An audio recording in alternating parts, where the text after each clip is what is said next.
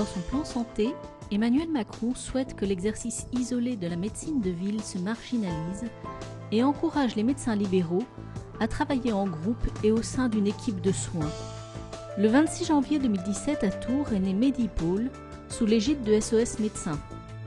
À mi-chemin entre le cabinet de ville et le service d'urgence, cette structure unique en France veut soulager les médecins généralistes en assurant une permanence des soins que beaucoup de praticiens n'ont plus la force d'assurer et désengorger les services d'urgence en offrant une gamme de services qui répond aux vœux du président de la République et anticipe peut-être la médecine de demain. Retour sur cette atypie avec le docteur Sarrazin. SOS Médecins en Touraine est né en 85.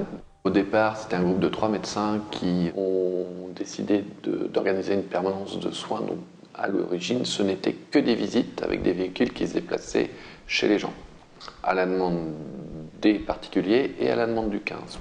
En 2004, il y a déjà eu aussi la mise en place de consultations au sein d'SOS, au départ limitées.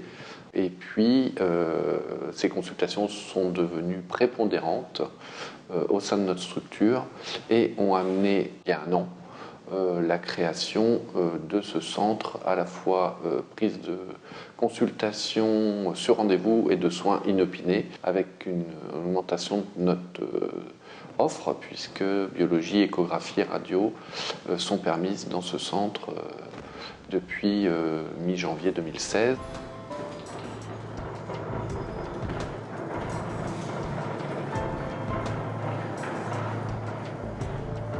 Immédiatement après la consultation, j'ai été pris en charge par un infirmier qui m'a fait la première injection.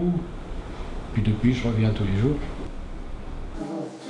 Nous sommes en tout 9 médecins associés, mais nous cherchons depuis plusieurs années à recruter de jeunes médecins avec difficulté dans notre région, qui est une région très défavorisée, puisque nous sommes l'avant-dernière avec la Somme. C'est un chassé-croisé, mais pour la dernière place en termes de population médicale, de désertification dans les campagnes, mais également dans les grandes villes, puisque de nombreux confrères tourangeaux, en pleine agglomération de Tours, ferment leur cabinet sans repreneur actuellement. Tous les gens qui déménagent n'arrivent pas à trouver un médecin traitant. SOS Médecins, je ne quittez pas, s'il vous plaît. Donc voilà, c'est tout ce que je vais pouvoir vous proposer, hein, madame. Donc il y a vraiment une fracture dans la prise en charge et dans la continuité de soins. Les urgences hospitalières aussi ont monté en puissance, mais avec des soucis d'organisation qui fait souvent qu'on a des délais d'attente très importants. Et donc on a à SOS notre place dans cette prise en charge qui est entre le cabinet de ville, le soin classique, la pathologie semi-urgente qui demande l'intervention d'un médecin pour rassurer les parents pour une prise en charge d'une otite, d'une angine, de fièvre chez l'enfant, d'une crise d'asthme, avec de soins un peu plus importants, douleur abdominale aiguë, les coliques néphrétiques, le bilan d'une première douleur thoracique pour l'orienter au mieux soit dans un service de cardiologie, soit dans un service d'urgence classique. Le fait d'avoir ouvert un Medipôle avec un recul d'1 an maintenant nous montre bien qu'on a également une place dans la prise en charge de la petite urgence et dans le bilan primaire, ce qui permet d'orienter au mieux les patients, soit en traumato, soit en médecine, soit avec un chirurgien viscéral, grâce avec des examens qui peuvent être faits dans la journée et qui permettent de désengorger un service d'urgence.